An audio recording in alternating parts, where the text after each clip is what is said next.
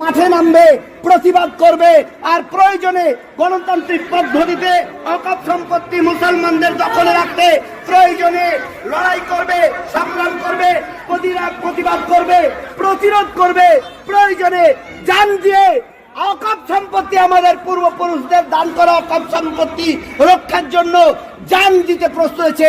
আপনারা রাজি আছেন?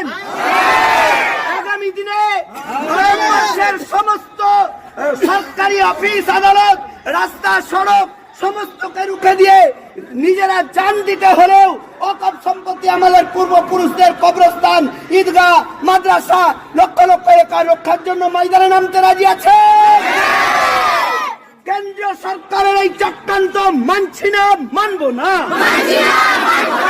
সংশোধনী আইন বাতিল করো, অকাপ বিল প্রত্যাহার করতে হবে।